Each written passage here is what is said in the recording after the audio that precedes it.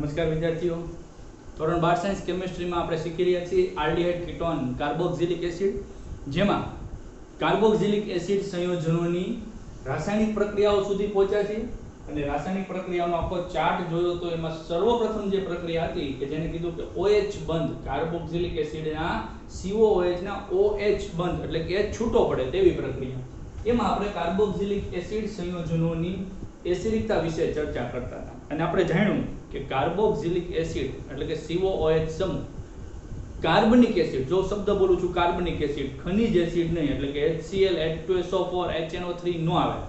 કાર્બનિક એસિડ એટલે કે કાર્બનિક સંયોજનોમાં જે એસિડિકતા છે ને, આલ્કોહોલ, ફિનોલ કે પછી કાર્બોક્સિલિક એસિડ, એ બધા કાર્બનિક સંયોજનોમાં એસિડિકતા સર્વશ્રેષ્ઠ ને સૌથી વધારે છે. એનું આપણે કાલે વેલિડ રીઝન પણ જોયું હતું કારણો સહિત કે કાર્બોક્સિલિક એસિડમાં થતું સહસ્પંદન. હવે જ્યારે કાર્બોક્સિલિક એસિડ સંયોજનને પાણીમાં નાખવામાં આવે ત્યારે આ OH બંધ તૂટે, O- અને H+ છૂટો પડે, એને આ ઓક્સિજન પોતાનું ઇલેક્ટ્રોન યુગ્મ ડોનેટ કરે એટલે બને છે આવો કાર્બોક્સિલેટ આયન, જેમાં થતું સહસ્પંદન સ્થાયીતા આપતું હતું. આ ઇલેક્ટ્રોન યુગ્મ ઉદાહરણ આવ્યો અને આ ઓક્સિજન ઇલેક્ટ્રોન યુગ્મ ડોનેટ કર્યો એટલે બે ને એક ત્રીજો હાઇડ્રોજન અને હાઇડ્રોનિયમ આયન. આ માધ્યમમાં રહેલો હાઇડ્રોનિયમ આયન એસિડિકતા માટે જવાબદાર છે. હાઇડ્રોનિયમ આયન, આને કહીશું કાર્બોક્સિલેટ આયન. Carboxylate ion. તો કાર્બોક્સિલેટ આયનમાં થતું સહસ્પંદનમાં ઋણ વીજભાર અહીંયા અને અહીંયા ઓક્સિજન ઉપર જે વિદ્યુત ઋણ છે, જે સ્ટેબિલિટી સ્થાયીતા આપે છે, જેથી કરીને કાર્બોક્સિલિક એસિડ સંયોજનો વધુ સ્થિર છે અને ઓક્સિજન સતત અહીંથી આમ ફર્યા કરે છે એટલે H+ નું અહીંયા જોડાવું મુશ્કેલ છે એટલે પ્રતિગામી માર્ગ ધીમો છે. એટલે મેં થોડોક ટૂંકો એરો કર્યો. બંને દિશામાં પ્રક્રિયા થાય છે એનો અર્થ એમ કે કાર્બોક્સિલિક એસિડ પ્રબળ તો નથી, નિર્બળ એસિડ છે, પરંતુ નિર્બળ એસિડોની સૂચિમાં, નિર્બળ એસિડના લિસ્ટમાં કાર્બોક્સિલિક એસિડ કાર્બનિક સંયોજનો, અન્ય કાર્બનિક સંયોજનો દાખલા તરીકે ફિનોલ અને આલ્કોહોલ કરતા પણ વધુ એસિડ છે. એ પણ આપણે ગઈકાલે વાત કરી. હવે એમાં આપણે જે આ સમીકરણ લખ્યું એમાં જ્યારે સંતુલન સ્થપાય ત્યારની પણ આપણે વાત કરી કે ભાઈ સંતુલન સમયે તમે લખી શકો સંતુલન અચળાંક KEQ એટલે ઇક્વિલિબ્રિયમ. એમાં આપણે લખી શકીએ નિપજોની સાંદ્રતા એટલે કે RCOO- H3O+ ડિવાઇડેડ બાય પ્રક્રિયકોની સાંદ્રતા RCOOH H2O.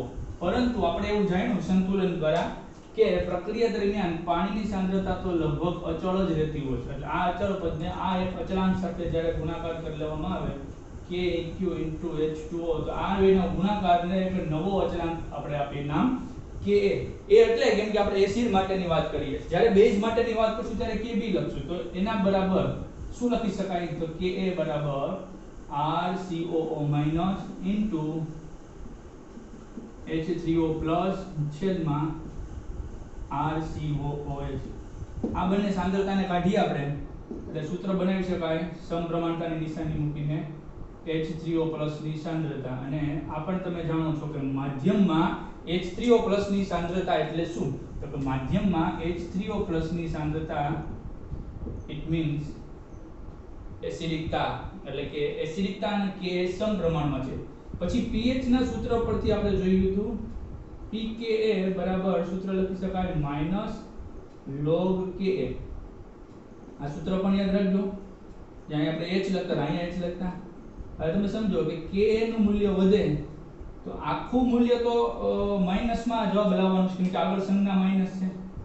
Ka નું મૂલ્ય વધે તો આખું મૂલ્ય ઘટે એટલે કે જવાબ પણ ઘટે. એટલે Ka અને pKa બે વ્યસ્ત ચલનમાં છે એવું પણ જોઈએ આપણે. અને Ka અને એસિડિકતા સમચલનમાં છે. એટલે આ સૂત્ર પણ આપણે યાદ રાખજો મિત્રો. એસિડિકતા પ્રોપોર્શનલ ટુ K. આપણું આ ઘરનું બનાવેલું સૂત્ર છે પણ ઘણા બધા સવાલો તમારા સોલ્વ આ સૂત્રના આધારે થાય. ઇટ મીન્સ કે જેની એસિડિકતા વધુ હશે એના Ka ના મૂલ્યો પણ વધુ હશે. અને એના pKa ના મૂલ્યો ઓછા હોય છે. એટલે એસિડિકતાનું માપન મોટાભાગે પોટેન્શિયલ ઓફ Ka એ ફોર એસિડ અને આ અચળાંક એટલે આપણે આને એસિડનો વિયોજન અચળાંક એવો શબ્દ આપ્યો તો. શું શબ્દ આપ્યો તો? એસિડનો વિયોજન અચળાંક. અહીંયા આપણે ત્રણ મૂલ્યો આપ્યા છે. HCl નું આપ્યું છે કે pKa નું મૂલ્ય સૌથી ઓછું આપ્યું છે. HCl માટે પોટેન્શિયલ ઓફ K -7 છે. અતિ ઓછું છે. અતિ એટલે આ અતિ ઓછું તો એસિડિકતા અતિ વધારે. આ અતિ ઓછું એની એસિડિકતા વધારે, Ka ના મૂલ્ય વધારે. પછી બીજું આપ્યું છે ટ્રાઇફ્લોરોએસિટિક એસિડ. એસિટિક એસિડ એટલે CH3COOH. પણ ત્રણ હાઇડ્રોજનના બદલામાં ત્રણ ફ્લોરિન આવી જાય તો આને કહેવાય ટ્રાઇફ્લોરોએસિટિક એસિડ. ટ્રાઇફ્લોરો જે કાર્બોક્સિલિક એસિડમાં સૌથી વધુ પ્રબળ છે એનું મૂલ્ય છે 0.23. pKa નું મૂલ્ય કેટલું છે? 0.23. એ ઘણું ઓછું મૂલ્ય કહેવાય. પછી બીજું આપ્યું છે, ટેક્સ્ટ બુકમાં જોઈને બોલું છું, બેન્ઝોઇક એસિડ. બેન્ઝીન ઉપર COOH. બેન્ઝોઇક એસિડ તો એના મૂલ્ય આપ્યું છે 4.19 pKa નું મૂલ્ય. અને છેલ્લે આપ્યું છે ફોર્મિક એસિડ નહીં acetic acid 4.76 acetic acid CH3COOH 4.76. તો આમાં pKa ના મૂલ્ય આપેલા છે. તો જેનું pKa નું મૂલ્ય વધારે એની એસિડિકતા વધારે. તો સૌથી વધુ એસિડિકતા કોની છે? HCl ની. પહેલો નંબર આવે. પછી આ બીજો નંબર આવે, ત્રીજો નંબર આવે, ચોથો નંબર આવે. ઉતરતો ક્રમ તમે આ રીતે આપી શકો કે જેનું pKa જેનું pKa નું મૂલ્ય ઓછું, જેનું pKa નું મૂલ્ય ઓછું એની એસિડિકતા વધારે.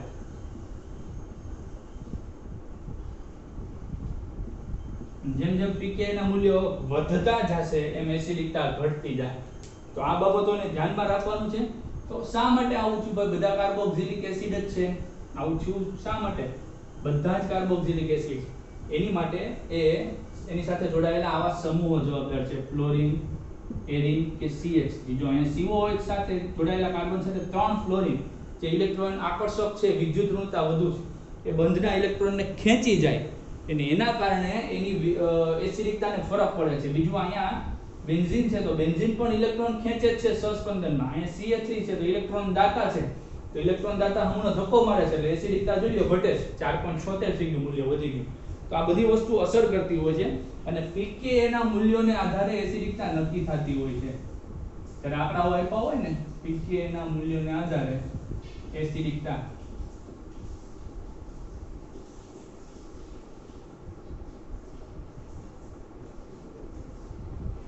કેવી રીતે નક્કી કરશું? તો અહીંયા આપણે લખીએ કોષ્ટકમાં pKa અને અહીંયા લખીએ એસિડિકતા. તો pKa નું મૂલ્ય 1 કરતા ઓછું લેસ ધેન 1.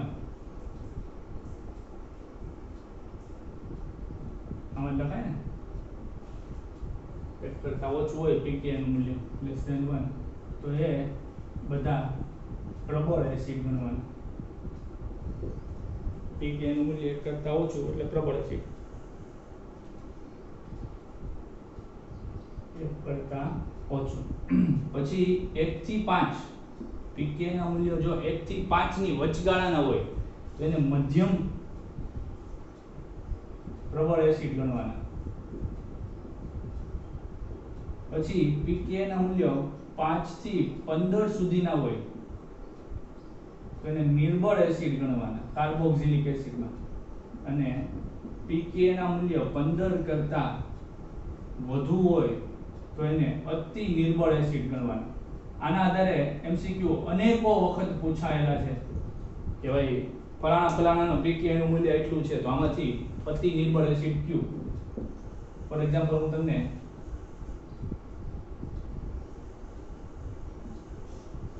એક સવાલ બતાવી દઉં.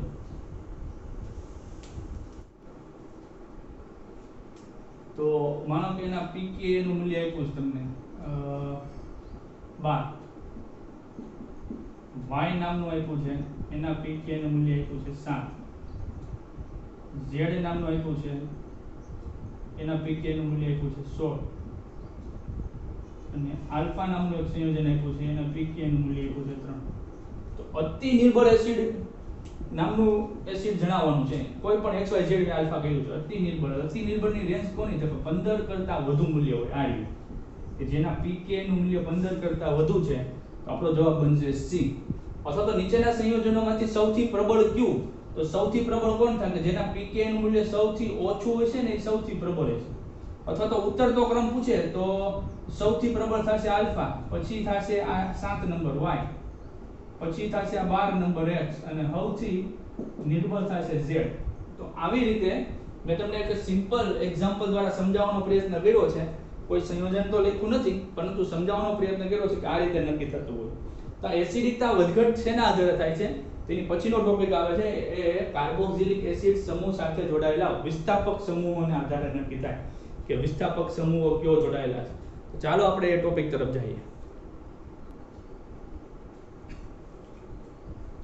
કાર્બોક્સિલિક એસિડની પ્રબળતા પર વિસ્થાપક સમૂહોની અસર એટલે કે તેની સાથે કયા પ્રકારનો સમૂહ જોડાયેલો છે? બે પ્રકારના વિસ્થાપક સમૂહ હોઈ શકે. પહેલો પ્રકારનો વિસ્થાપક સમૂહ આપણે કહીએ તો ઇલેક્ટ્રોન આકર્ષક સમૂહ. કોણ ઇલેક્ટ્રોનને આકર્ષે? કે જેની વિદ્યુત ઋણતા વધારે હોય એવા સમૂહ. એટલે આને આપણે ઇંગ્લિશમાં કેવું હોય તો ઇલેક્ટ્રોન આકર્ષકને ખેંચી જનાર એટલે વિથડ્રોઈંગ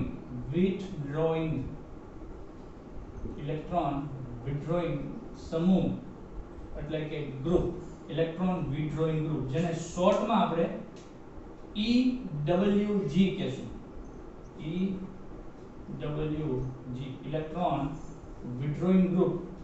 જો કાર્બોક્સિલિક એસિડ પછીના કાર્બન સાથે કે એના પછીના કાર્બન સાથે જોડાયેલું હોય તો શું અસર થાય એ સમજીએ. હવે આ ઇલેક્ટ્રોન વિથડ્રોઈંગ ગ્રુપની કામ શું છે? તો કે એ સહસંયોજક બંધના ઇલેક્ટ્રોનને આકર્ષે. કેમ કે આ ઇલેક્ટ્રોન વિથડ્રોઈંગ ગ્રુપ એટલે એવા તત્વો હોય છે કે જેની વિદ્યુત ઋણતા વધુ હોય છે. કેવા તત્વો હોય? Fluorine, chlorine, bromine, iodine, oxygen, nitrogen. આવા તત્વો. કેવા તત્વો? આવા તત્વો હોય છે કે જે ઇલેક્ટ્રોનને ખેંચે અને એ ખેંચાણની અસર પછીના બંધો સુધી પણ લાગે. હવે તમે સમજો કે ઓલરેડી ઓક્સિજન હાઇડ્રોજન બંધમાં ઓક્સિજનની વિદ્યુત ઋણતા વધુ છે એટલે એ ખેંચતો જ તો. હું આમ કઈ વસ્તુ રસા ખેંચતો હોય, દોરડું ખેંચતો હોય, આમ ખેંચતો હોય અને મારી પાછળ બે જણા આવીને વધુ ખેંચે તો વધુ ખેંચી શકાય કે ન ખેંચી શકાય? કાંઈક એવું જ બને છે જેથી કરીને આ ખેંચાણ વધે. આ બંધમાં ખેંચાણ અથવા તો તાણ વધે. ખેંચાણ અથવા તો તાણ વધે અને બહુ તાણ વધે તો શું થાય? તૂટે તો H+ છૂટો પડે. H+ છૂટો પડે તેથી ઝડપથી H+ છૂટો પડે એટલે ઇલેક્ટ્રોન ખેંચી જનાર ગ્રુપ કાર્બોક્સિલિક એસિડની એસિડિકતામાં વધારો કરે છે. સમજી શકાય એ વસ્તુ છે કે તણાય તૂટે H+ છૂટો પડે, વધુ તણાય તો ઝડપી H+ છૂટો પડે તો વધુ H+ છૂટો પડે જેથી કરીને ઝડપથી આ બંધના ઇલેક્ટ્રોન ખેંચે ને એના કારણે એની ઉપર અંશતઃ ઋણ વીજભાર ઉત્પન્ન થાય. કેમ કે બંધના ઇલેક્ટ્રોન ખેંચાય આ બાજુ ઇલેક્ટ્રોનનો ઘનતા વધે એટલે ઋણ વીજભાર અંશતઃ. એટલે અહીંયા આ ઇલેક્ટ્રોન વિથડ્રોઈંગ ગ્રુપ આમ જોવા જાવ તો -I અસર ઋણ પ્રેરક અસર દર્શાવે છે. ઘણી વખત જ્યારે એરોમેટિક સંયોજન હોય ત્યારે સસ્પંદન બંધારણની અસરના કારણે પણ જેને મેસોમેરિક અસર પણ કહેવામાં આવે છે. આમ લખવું આમ કહેવાય M અસર. તો આ ઋણ પ્રેરક અસર કે સસ્પંદન અસરના કારણે આની એસિડિકતામાં વધારો કરે છે. EWG સમૂહ. ગોખણપટ્ટી નહીં કરવાની, સમજવાનો પ્રયત્ન કરજો. ગોખણપટ્ટી નહીં આવે. આ ઇલેક્ટ્રોન આકર્ષક સમૂહ. બીજા પ્રકારના સમૂહ છે ઇલેક્ટ્રોન દાતા સમૂહો. કર્ણના વંશજો એમ કહી શકાય. કેમ કે કર્ણથી મોટું તો કોઈ દાતા હતું જ નહીં. હે? અને નિસ્વાર્થપણે પોતાની જય જયકાર કરવા માટે નહીં, નિસ્વાર્થપણે દાન કરતા. તો કંઈક આવા જ ઇલેક્ટ્રોન દાતા એટલે donating electron donating group. Electron દાતા સમૂહ, ઇલેક્ટ્રોન ડોનેટિંગ ગ્રુપ. અને એને મારે શોર્ટમાં કેવું હોય તો હું કહી શકું EDG. કેવા જી? EDG. એટલે જો ઇલેક્ટ્રોન ડોનેટિંગ ગ્રુપ જોડાયેલા હોય તો આ છે દાતા સમૂહ. અને એ ઇલેક્ટ્રોન ડોનેટિંગ ગ્રુપ શું કરે? તો કે સહસંયોજક બંધના ઇલેક્ટ્રોનને પોતાનાથી દૂર તરફ ધક્કો લગાડે. આ કેવી ઘટના બને છે જોજો કે આ જે બંધના ઇલેક્ટ્રોન છે એ પોતાનાથી દૂર તરફ ધક્કો લગાડે. માનો કે હું છું ઓક્સિજન, હું અહીંથી બંધના ઇલેક્ટ્રોન ખેંચું છું આમ, લાઈટ રસા ખેંચની સ્પર્ધા માનો કે ચાલે છે, રસા આમ ખેંચીને આમ ધીમે ધીમે પાછળ જાવ છું, મને વાંથી કોઈ ધક્કો મારે તો આમ જવા મળે કે ન જવા મળે, કંઈક એવું થાય છે. અહીંયાથી ઇલેક્ટ્રોનનો ધક્કો લાગે છે એટલે અહીંયા ધક્કો લાગે, અહીંયા ધક્કો લગાડે, અહીંયા સામો ધક્કો લાગે, જેથી કરીને શું થાય, એક તો તાણ છે, વાંથી ધક્કો લાગે તો સામેનું તાણ ઘટે અથવા તો ખેંચાણ ઘટે, તાણ ઘટે અથવા તો ખેંચાણ ઘટે, ખેંચાણ અથવા તો તાણ ઘટે, અને તો તૂટશે નહીં તો એસિડિકતામાં ઘટાડો થાય, મૂળ એસિડિકતામાં પણ ઘટાડો કરે. એટલે ઈડીજી દાતા સમૂહ ઘટાડો કરે છે, ઈડીજી દાતા સમૂહ એસિડિકતામાં ઘટાડો કરે છે. તો અહીંયા સમજવા માટે તમે એવું ધારો કે એસિડિકતા એટલે કે ગરીબી, પોરિટી ઇંગ્લિશમાં, તમે એસિડિકતાને ગરીબાઈ ધારી લ્યો. એસિડિકતા ઇઝ ઇક્વલ ટુ ગરીબ, કોઈ વ્યક્તિ ગરીબ છે તો તમે એને એસિડ કહી દો, તો એસિડિકતા ઇઝ ઇક્વલ ટુ ગરીબ. તો ગરીબને જો દાતા મળી જાય, ઘરમાં ખાવાની વસ્તુ નથી, કોઈ ઘર વખરી નાખી જાય અથવા તો અમુક સાધન સામગ્રી આપી જાય તો એની ગરીબી વધે કે ઘટે, તો એની ગરીબીમાં ઘટાડો થાય. દાતા મળી જાય તો ગરીબીમાં ઘટે. એટલે જ આપણે એસિડિકતાને ગરીબાઈ કીધી ને, પોરિટી, કે ભાઈ એસિડિકતામાં ઘટાડો, દાતા ગરીબાઈમાં ઘટાડો કરે છે. પણ આકર્ષક સમૂહને ચોર કહી દો, ઈડીજી સમૂહ છે ને, ઈડબ્લ્યુજી, એને ચોર કહી દો, ઈડબ્લ્યુજી ઇઝ ઇક્વલ ટુ ચોર. તો ગરીબના ઘરમાં ચોરી થાય તો ગરીબના ઘરમાં જે ચોરી વસ્તુ પડી છે એ ચોરાઈ જાય, ગરીબીમાં ઓર વધારો થાય. તો આ યાદ રાખવા માટે છે, ગોખણપટ્ટી કરવા વાળા વિદ્યાર્થીઓ હોય કે ગોખી નાખે તો એને આ સ્ટોરી યાદ રાખી લેવાની, બાકી સમજીને જે કામ કરવા વાળા છે એને તો ક્યાં ઉપાધિ છે. તો ઈડીજી સમૂહ શું કરે છે, એ બંધના ઇલેક્ટ્રોનને પોતાનાથી દૂર ધક્કો લગાડે છે. ઇલેક્ટ્રોન ઘનતા દૂર ગઈ એટલે એની પર અંશતઃ ધન વીજભાર ઉત્પન્ન થયો. તો આ ધન પ્રેરક અસર પ્લસ આઈ અસર ઉપજાવતી અસર ઉત્પન્ન કરે છે, જેના કારણે ઇલેક્ટ્રોન દાતા સમૂહો છે. તો કોણ છે ઈડબ્લ્યુજી અને કોણ છે ઈડીજી સમૂહ કે જે આવી અસરો ઉત્પન્ન કરે છે. અહીંયા એસિડિકતામાં વધારો થાય ને એટલે અહીંયા pKa ના મૂલ્યો ઘટશે. અહીંયા શું થાય, અહીંયા pKa ના મૂલ્યો વેરી ઘટતા જાય, અને અહીંયા એસિડિકતામાં ઘટાડો થાય છે ને એટલે એસિડિકતા ઘટે એટલે pKa ના મૂલ્યો વધશે. બરોબર. તો કોણ છે ઈડીજી સમૂહ? ઈડીજી સમૂહ તરીકે તમે લઈ શકો મિથાઇલ, તમે લઈ શકો ઇથાઇલ, તમે લઈ શકો મિથોક્સી, આ બધા ઈડીજી સમૂહ છે. અને ઈડબ્લ્યુજી માં કોણ આવે તો કે ભાઈ વધુ વિદ્યુત ઋણતા વાળા ફ્લોરિન, જો સૌથી ઓછું અહીંયા આવે છે આયોડિન, બરોબર, એથી વધુ બ્રોમિન, કેમ કે ઇલેક્ટ્રોન વિદ્યુત ઋણતાને ધ્યાનમાં લેવાની, ક્લોરિન, પછી ફ્લોરિન, પછી આ C ટ્રિપલ બોન્ડ એન આવે એટલે 3 નાઇટ્રોજન છે એવું ધારી લેવાનું, Cn, પછી આમ NO2 આવી જાય, નાઇટ્રોજન ને ઓક્સિજન, તો 3 પરમાણુ છે. પછી કાર્બન સાથે જ્યારે 3 ફ્લોરિન જોડાયેલો હોય એવો કાર્બન CF3. તો આ એસિડિકતામાં વધતો ક્રમ છે, આવું કહી શકાય. તો ટેક્સ્ટ બુકમાં એકવાર નજર નાખીએ, આખું એક લાંબુ લચક લિસ્ટ આપ્યું છે. ટેક્સ્ટ બુકમાં નજર કરીએ, લાંબુ લચક આખું એક લિસ્ટ આપ્યું છે.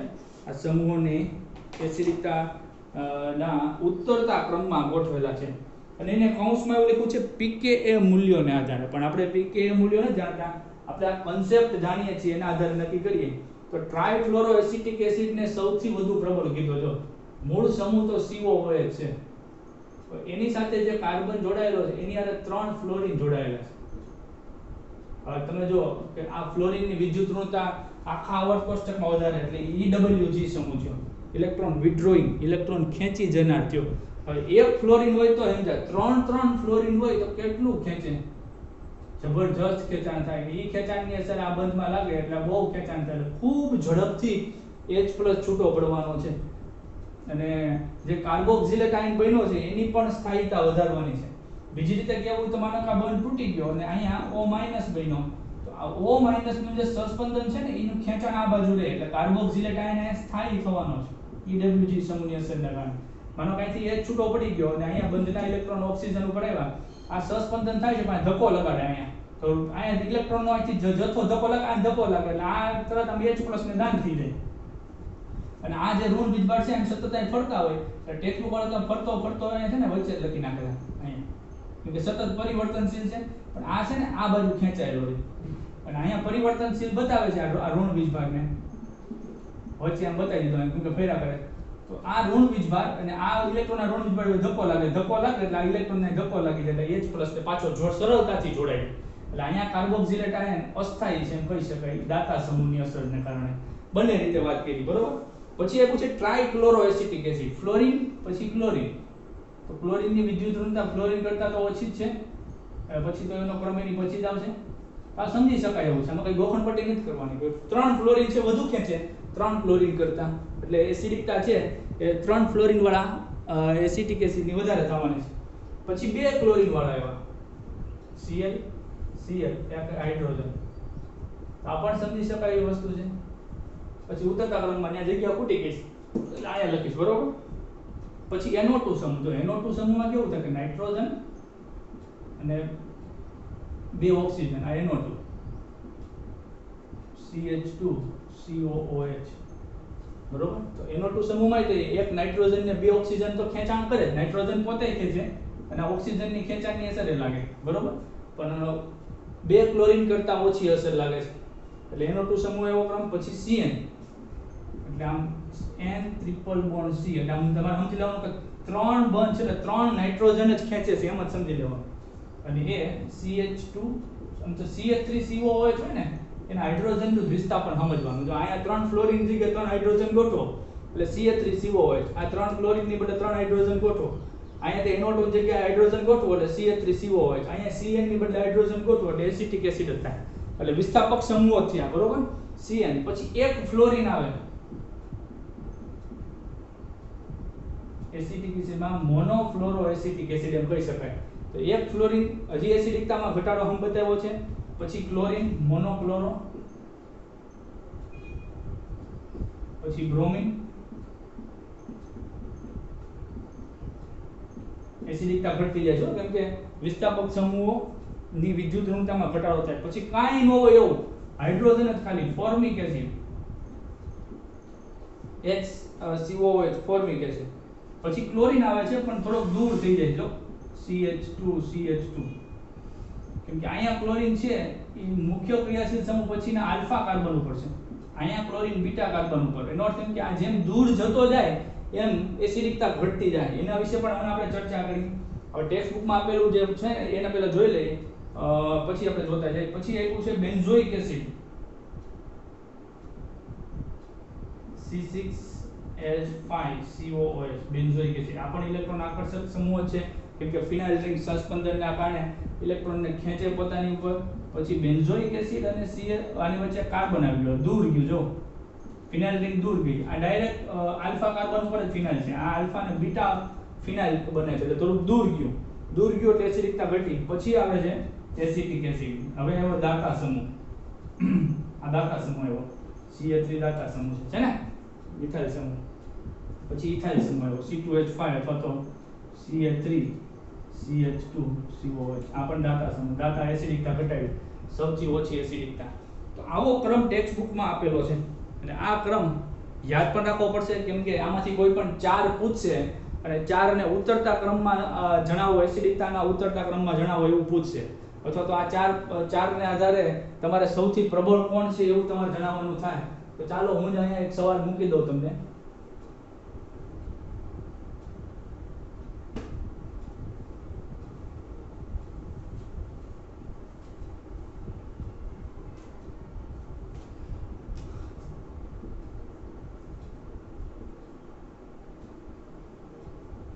A એસિટિક એસિડ,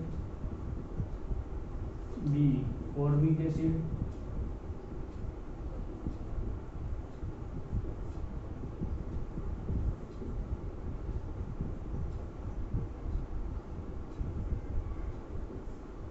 આપેલા 4 એસિડ પૈકી સૌથી પ્રબળ એસિડ જણાવો. તો એક એસિટિક એસિડ છે, ફોર્મિક એસિડ છે, ડાઇક્લોરોએસિટિક એસિડ અને ટ્રાયફ્લોરોએસિટિક એસિડ તો સૌથી પ્રબળ તો મળી ગયો ટ્રાયફ્લોરોએસિટિક એસિડ.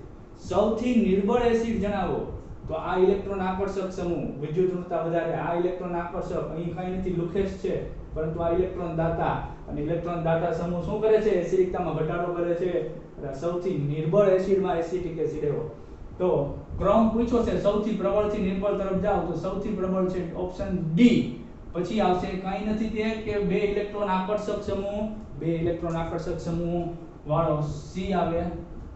પછી કઈ સમૂહ જ નથી, માત્ર હાઇડ્રોજન છે બી, અને પછી આ ઇલેક્ટ્રોન દાતા સમૂહ છે એ. તો આ રીતે ઉતરતા ક્રમ પીકે ના મૂલ્યો ન આપ્યા હોય તો પણ તમે એના જવાબ આપી શકો, એને આધારે નક્કી થતું હોય છે. હવે ઇલેક્ટ્રોન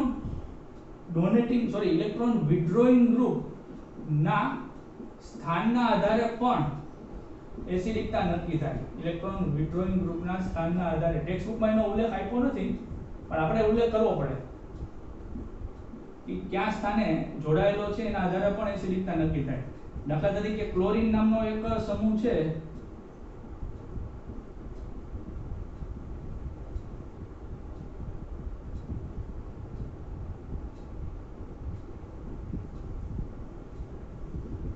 એ મુખ્ય ક્રિયાશીલ સમૂહ પછીના આલ્ફા, બીટા અને ગેમા કાર્બન ઉપર જોડાયેલો છે એકમાં. પછી બીજામાં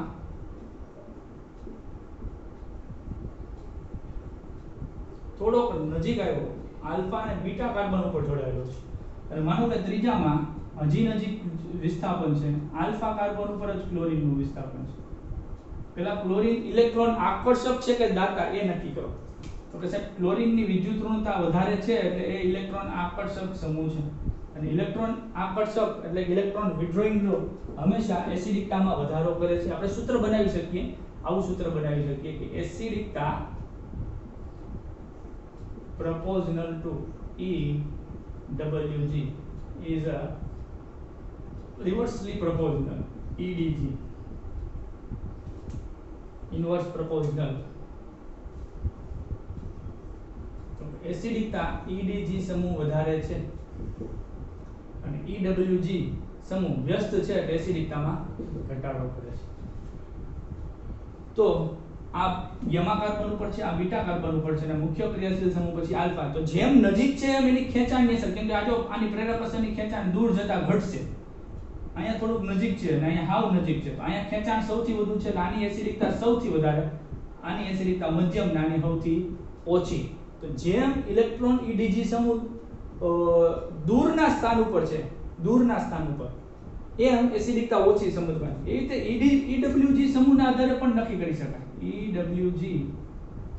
EDG સમૂહના આધારે પણ એસિડિકતા નક્કી કરી શકાય કે જેમ ઇલેક્ટ્રોન દાતા સમૂહની સંખ્યા વધશે ને એમ એસિડિકતામાં ઘટાડો થાય. જો દાખલા તરીકે હું ફોર્મિક એસિડ જ લખું છું HCOOH, તો અહીંયા કોઈ ઇલેક્ટ્રોન દાતો છે જ નહીં, ખાલી હાઇડ્રોજન જ. પણ એ હાઇડ્રોજનના બદલામાં માનો કે હું CH3 નાખી દઉં તો એક દાતો આવ્યો, એક ઇલેક્ટ્રોન દાતા સમૂહ આવ્યો, બરોબર. અને હજી હું બે કાર્બન કરી નાખું CH3 CH2, તો મિથાઇલ કરતા મિથાઇલ વધુ ઇલેક્ટ્રોન દાતા આવ્યો. હવે શાખા પાડું, આ રીતે કરું, આ ઇલેક્ટ્રોન દાતાની સંખ્યા વધી છે. હજી કરું CH3 CH3, સમજો ઇલેક્ટ્રોન દાતા સમૂહની સંખ્યામાં ઉત્તરોત્તર વધારો થયો. જેમ શાખા વધતી જાય એનો અર્થ એમ કે ઇલેક્ટ્રોન દાતા સમૂહ વધતા જાય, એસિડિકતા ઘટતી જાય. એક પણ ઇલેક્ટ્રોન દાતા નથી એટલે વધુ એસિડિક છે. એક આવ્યો એટલે ઘટી, હજી ઘટી, અને અહીંયા સૌથી વધુ ઘટી. આ રીતે EDG અને EWG સમૂહના આધારે પણ એસિડિકતા નક્કી થાય છે વિદ્યાર્થી મિત્રો. અને એ બાબતોને ધ્યાનમાં રાખજો, પાછા ભૂલી ન જતા. પછીનો ટોપિક આ બધું મારે સાઈડમાં રાખવું પડે એમ છે એટલે અહીંયા હું ભૂસા કરું છું, પણ ડોન્ટ વરી, તમે તો વિડીયોને પોઝ કરીને પણ લખી શકો છો, અથવા તો સમજી લો પછી રિવર્સ કરીને પણ ફરી પાછો જોઈ શકો છો. હવે તો કઈ વાંધો નથી, સરસ મજાનું ચાલે છે. પછી ટેક્સ્ટ બુકમાં જે આ ટોપિક આપ્યો છે સસ્પંદન વાળો, કે કાર્બોક્સિલ સમૂહ સાથે સીધા જોડાયેલા ફિનાઇલ કે વિનાઇલ સમૂહોને આધારે પણ એસિડિક પ્રબળતામાં વધારો ઘટાડો થાય છે. એટલે આપણે કહી શકાય એલાઇલિક ટાઈપના, એલાઇલિક આવે ને એલાઇલિક. માનો કે વિનાઇલ સમૂહ કે ફિનાઇલ સમૂહ ને આધારે એસિડિકતા નક્કી કરી ને આધારે લગભગ ટેક્સ્ટબુકના બધા પોઈન્ટ આવી જાય છે, કેમ કે જોઈને જ કહું છું કે રહી જતું નથી, કેમ કે એક સૂક્ષ્મ ભાગ આનો રહી જાય તો પણ એનું ઇમ્પોર્ટન્સ ખતરનાક છે. તમે જાણો છો, મેં તમને પહેલા જ કીધું હતું. એટલે સૂક્ષ્મ ભાગ પણ રહેવા દેવા માંગતા નથી. એટલે વિનાઇલ સમૂહ તમે જાણો છો, આને વિનાઇલ સમૂહ કહીએ છીએ. CH2 ડબલ બોન્ડ CH, ત્યાં ક્લોરીન જોડો એટલે વિનાઇલ ક્લોરાઇડ, CN જોડો તો વિનાઇલ સાયનાઇડ, પણ આપણે COOH જોડવાનું છે, COOH. હવે વિનાઇલ સમૂહમાં શું થાય કે મુખ્ય ક્રિયાશીલ સમૂહ COOH નો કાર્બન પછીનો આલ્ફા કાર્બન જ વિનાઇલ છે, એટલે કે sp2 છે. અને તમને ખ્યાલ છે કે sp3 કાર્બન કરતા sp2 કાર્બનની વિદ્યુત ઋણતા વધારે હોય છે, હે ને? કેમ કે એની માટે જવાબદાર છે એની S લક્ષણ, sp2 હોય ને, S લક્ષણ 33% હોય.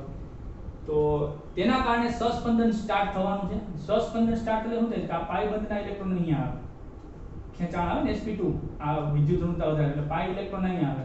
પાઈ ઇલેક્ટ્રોન અહીંયા આવે ને એના અપાકર્ષણથી ઓક્સિજનની વિદ્યુત ઋણતા વધારે છે એટલે બંધના ઇલેક્ટ્રોન ઓક્સિજન ઉપર જાય અને એના કારણે આ પાઈ બંધના ઇલેક્ટ્રોન અહીંયા આવે એટલે સહસ્પંદન સ્ટાર્ટ થાય છે. જોજો CH2 સિંગલ બોન્ડ CH, પાઈ બંધ ક્યાં હોય એવો કાર્બન સિંગલ બોન્ડ ઇલેક્ટ્રોન અહીંયા આવ્યો એટલે માઈનસ ચાર્જ, આ O અને H, અને એના કારણે અહીંથી આ ઇલેક્ટ્રોન આનો છે એ આમ વયો ગયો એટલે આ કાર્બન ઉપર ધન વિભાગ આવ્યો. ફરી પાછો આ ઇલેક્ટ્રોન યુગ્મ અહીંયા આવ્યો, અહીંયા પાઈ બંધ બની જાય, આ ઇલેક્ટ્રોન યુગ્મ અહીંયા આવ્યો એટલે આવું બની જાય. આ બંને દિશામાં પ્રક્રિયા સતત ચાલતી હોય છે. એની અસર એની એસિડિકતા પર પડે. શું પડે કે માનો કે અહીંથી આ બંધ તૂટ્યો, સસ્પેન્ડ હતો, માનો કે બંધ તૂટ્યો તો સ્ટ્રક્ચર આવું છે, CH2 double bond CH, single bond C double bond O, O minus. હવે H પ્લસ છૂટો પડ્યો છે. જોજો હવે H પ્લસ ફરી પાછો જોડાવા આવે છે, પરંતુ મુશ્કેલ થઈ ગયું છે, કારણ કે ઇલેક્ટ્રોન યુગ્મ હરતું ફરતું રહે છે ને આ હરતા ફરતામાં તો હજી વધારો થયો. CH2 double bond CH, single bond O, અહીંયા માઈનસ, અહીંયા માઈનસ, અહીંયા પ્લસ, અને અહીંયા ઓલરેડી અહીંયા બે સંસ્પંદની બંધારણો તો હતા જ, એમાં ત્રીજું ઉમેરાણું તમને યાદ છે ને, મેં ઓલરેડી પહેલા બતાવી દીધું છે, ઇલેક્ટ્રોન અહીંથી આમ કર્યા કરે, ત્રીજું ઉમેરાણું એટલે સહસ્પંદન બંધારણમાં વધારો થયો. જેમ સહસ્પંદન બંધારણ વધશે એમ એસિડિકતા વધશે, કારણ કે H+ નું જોડાવું હજી મુશ્કેલ બનતું જશે. એટલે ફરી પાછી આ ઘટના ઇલેક્ટ્રોન યુગ્મ અહીંયા વયો આવે, પાઈ બંધ અહીંયા વયો તો પાઈ બંધ અહીંયા વયો આવે, એટલે બંને દિશામાં પ્રક્રિયા ચાલવાની જ છે, પણ ટેક્સ્ટ બુકમાં આપેલી છે એ મુજબ જાય તો આ રીતે આપણે જોવાનું છે. તો જે તાણમાં વધારો કરે છે અથવા તો મુક્ત થયેલા H+ ને ફરી પાછું જોડાવા દેતો નથી. એટલે કે આમાંથી બનતો કાર્બોક્સિલેટ આયન હમણાં બન્યો ને O-, અહીંથી બનતો કાર્બોક્સિલેટ આયન H+ છૂટા પડ્યા પછી જે બની આયન ની સ્થાયીતા સહસ્પંદનના કારણે વધે છે, અને એની સ્થાયીતા વધે એનો અર્થ કે માધ્યમમાં H+ વધુ સમય માટે મુક્ત છે, અને વધુ સમય માટે મુક્ત હોય તો એ એસિડિક વધુ થયું, બરોબર. પછી ફિનાઇલ સમૂહ હોય તો એ પણ ઇલેક્ટ્રોન આકર્ષક સમૂહ છે, એટલે એ એસિડિકતામાં વધારો કરવાનો છે, પણ ફિનાઇલ સમૂહ સાથે શું જોડાયેલું છે? જો અહીંયા સહસ્પંદન થતું હોય ને એટલે એ બંધના ઇલેક્ટ્રોન ખેંચવાના છે, COOH. OH ના ઇલેક્ટ્રોન ઓક્સિજન ખેંચતો જ હોય ઓલરેડી, પરંતુ પણ ફિનાઇલ સમૂહમાં થતા સહસ્પંદનના કારણે હજી એ આ કાર્બન પાસેથી ખેંચે છે, કાર્બન આ ઓક્સિજન પાસેથી ખેંચે છે, ઓક્સિજન હાઇડ્રોજન પાસેથી ખેંચે, એમાં તાણમાં વધારો થાય. પણ એમાંય તે જો પેરા સ્થાને કે ઓર્થો સ્થાને કોઈ ઇલેક્ટ્રોન આકર્ષક સમૂહ NO2 એટલે કે EDG સમૂહ જોડાયેલો હોય તો એ ખેંચે, એ બેન્ઝીન પાસેથી ખેંચે, બેન્ઝીન અહીંથી ખેંચે, એ તો ખેંચતો તો હજી વધારે ખેંચે, હજી ખેંચાય તો તાણ ખૂબ વધે એટલે તૂટે એટલે એસિડિકતા વધવાની છે. એટલે બેન્ઝોઇક એસિડ કરતા તેની સાથે જો આવા સમૂહો જોડાયેલા હોય તો એસિડિકતામાં વધારો કરે છે. ખાલી બેન્ઝોઇક એસિડ, અને એના બદલામાં જો એ બેન્ઝોઇક એસિડ સાથે કોઈ ઇલેક્ટ્રોન દાતા સમૂહ મિથાઇલ કે મિથોક્સી, ટેક્સ્ટ બુકમાં શું આપ્યું છે? મિથોક્સી આપ્યું છે ને, કાંઈ વાંધો નહીં, મિથાઇલ સમૂહ આપણે લખ્યો અથવા મિથોક્સી કાંઈ પણ લખી શકાય. આવા સમૂહ જોડાયેલા હોય તો ઈ છે ઇલેક્ટ્રોન ડોનેટિંગ ગ્રુપ, એ બંધના ઇલેક્ટ્રોનને ધક્કો. જો પેલી વાર ફરી પાછું કે ઓક્સિજન બંધના ઇલેક્ટ્રોન ખેંચે છે, એમાં ફિનાઇલ ખેંચે એટલે હજી ખેંચાણ વધ્યું પણ અહીંથી દાન કર્યું તો અહીંથી પાછું દાન આવ્યો, ધક્કો લાગ્યો એટલે તાણ ઘટે. જે તાણ આપું છું ને, ધક્કો લાગવાથી તાણ ઘટે એટલે એસિડિકતામાં ઘટાડો થાય. એટલે એરોમેટિક બેન્ઝોઇક એસિડ સાથે કોણ જોડાયેલું છે એના આધારે પણ એસિડિકતા નક્કી થાય. પછી કયા સ્થાને જોડાયેલું છે એના આધારે પણ એસિડિકતા નક્કી થાય. પરંતુ આજે થોડોક હાયર ડોઝ થઈ ગયો છે, ઘણું બધી વાત થઈ ગઈ છે. આવતા વિડિયો લેક્ચરમાં પાછું ક્વિક રિવિઝન અને આમાં પણ પાછી ચર્ચા કરશું. બરોબર, આનું રિવિઝન કરજો. મોસ્ટ ઇમ્પોર્ટન્ટ ટોપિક છે. એમસીક્યુ ની દ્રષ્ટિએ ખાસ કરીને જેડબલઈ નીટમાં અનેકો વખત પૂછાણા છે. 4 માર્ક્સ ઈઝીલી મળી શકે. તૈયારી કરજો, શીખજો, રિવિઝન કરજો. ધન્યવાદ, અસ્તુ, આભાર.